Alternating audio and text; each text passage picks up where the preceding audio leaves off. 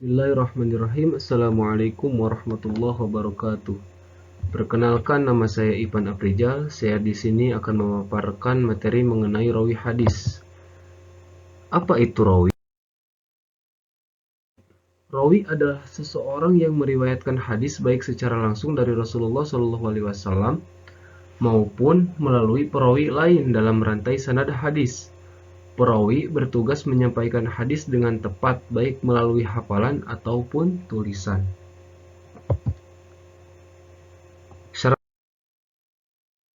Syarat menjadi perawi. Ada beberapa syarat agar menjadi perawi yang sah atau bisa disebut dengan juga sahih. Yang pertama ada adil, kemudian beragama Islam, baligh, berakal sehat, bertakwa dan menjaga kehormatan diri, tidak dikenal sebagai pelaku dosa besar atau terus-menerus melakukan dosa kecil. Kemudian ada dhabit, memiliki ingatan yang kuat atau hafalan yang baik. Jika meriwayatkan hadis melalui tulisan, maka tulisannya harus akurat dan tidak berubah.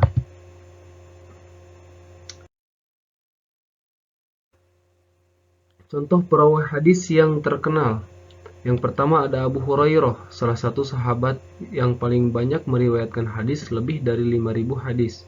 Kemudian ada Imam Bukhari, penyusun kitab Sahih Bukhari, salah satu kitab hadis yang paling otentik. Kemudian ada Imam Muslim, penyusun Sahih Muslim, kitab yang juga diakui otentiknya. Selanjutnya ada Imam At-Tirmidzi, penyusun kitab Sunan At-Tirmidzi.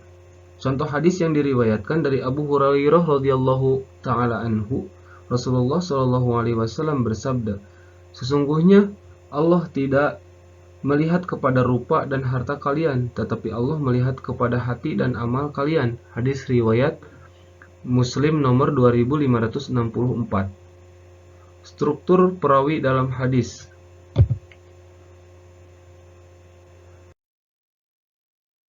Dalam ilmu hadis, perawi memiliki peran dalam sanad rantai perawi yang menghubungkan hadis kepada Rasulullah SAW. Struktur sanad biasanya berbentuk fulan bin fulan meriwayatkan dari fulan yang berkata bahwa ia mendengar dari fulan hingga sampai kepada Rasulullah SAW. Contoh sanad hadis diriwayatkan oleh Imam Bukhari dari Abdullah bin Yusuf, dari Malik, dari Nafi', dari Ibnu Umar bahwa Rasulullah SAW bersabda. Kira-kira seperti itu. Tingkatan perawi hadis. Yang pertama ada siqah, yang artinya sangat terpercaya.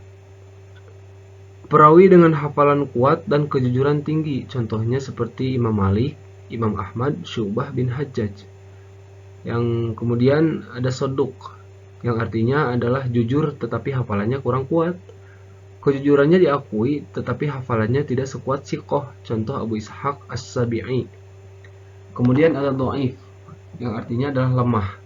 Hafalan atau kejujurannya lemah sehingga hadis yang diriwayatkannya tidak bisa dijadikan dasar hukum. Contohnya seperti Ikrimah bin Amr.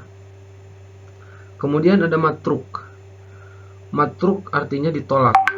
Perawi yang dianggap tidak dapat dipercaya karena sering melakukan kesalahan atau bahkan berdusta. Contohnya seperti Wahab bin Wahab al-Quraisy.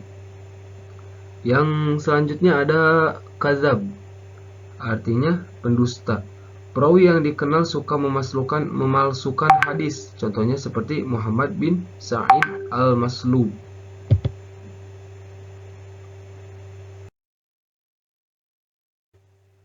Kesimpulan dari apa yang saya paparkan tadi adalah perawi adalah yang meriwayatkan hadis dan harus memenuhi syarat adil dan dhabit. Hadis yang diriwayatkan diuji berdasarkan kredibilitas perawinya yang terbagi dalam beberapa tingkatan dari siqah, terpercaya, hingga kadzab, pendusta.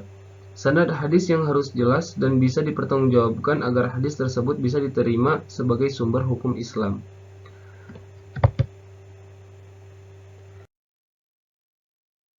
Mungkin sekian presentasi dari saya, kurang lebihnya mohon dimaafkan. Billahi taufiq wal hidayah wal inayah. Wassalamualaikum warahmatullahi wabarakatuh.